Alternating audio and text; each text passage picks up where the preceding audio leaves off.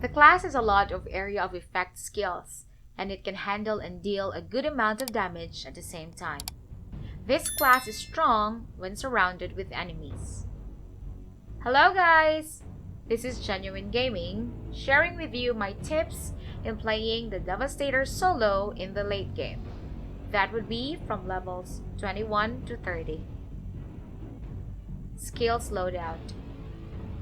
Earthquake. When activated, the Devastator releases a shockwave to deal damage and interrupt all enemies in front of you. This skill has a cone-shaped medium-range area of effect. One thing that I like about this skill is its short cooldown. Spending the class points correctly and equipping gears with cooldown reduction attribute can decrease the Earthquake's cooldown to under 10 seconds. I use this skill mainly to damage enemies with Gravity Leap. Suggested mod for Earthquake skill. Extra Quake. The skill can be activated one more time before triggering the cooldown. With this mod, you can double the damage of the skill. Earth's Legacy. This mod increases the range of the skill by 60%. This increases the area of effect of the skill. Blood Shock. When activating the Earthquake skill, this mod inflicts bleed on enemies affected by it. This skill is more useful when you have the Blood Donation and Bloodbath in the Seismic Shifter branch.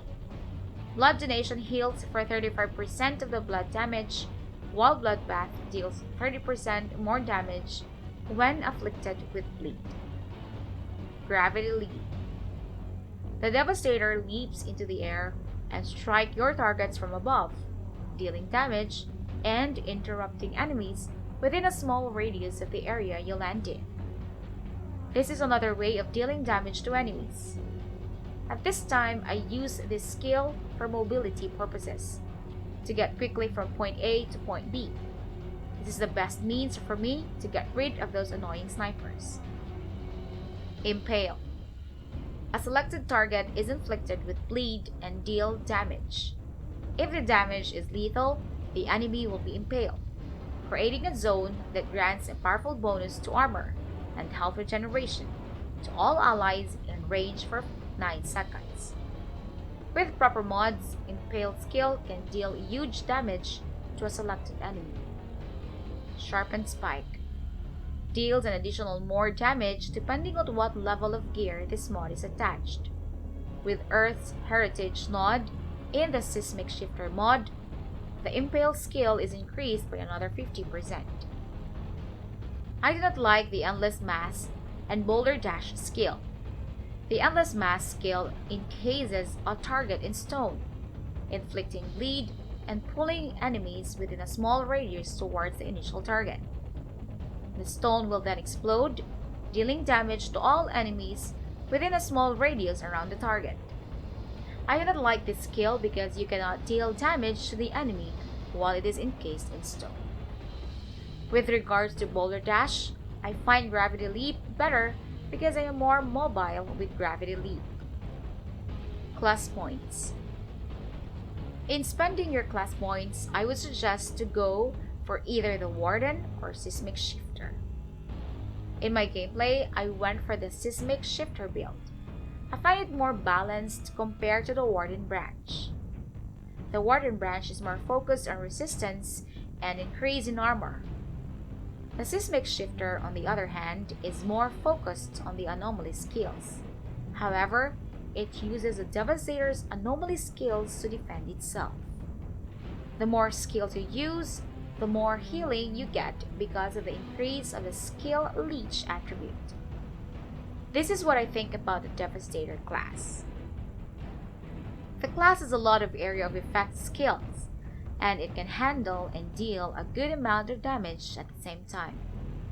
This class is strong when surrounded with enemies. However, it is weak against flying enemies since its skills damages enemies on the ground. Another negative thing, it has the 30% armor increase which becomes so inconsequential in the later part of the game. But the real question is, did I enjoy playing the Devastator? Yes, I enjoyed playing the Devastator compared to the Technomancer. I still have a mixed feeling with Pyromancer and Devastator.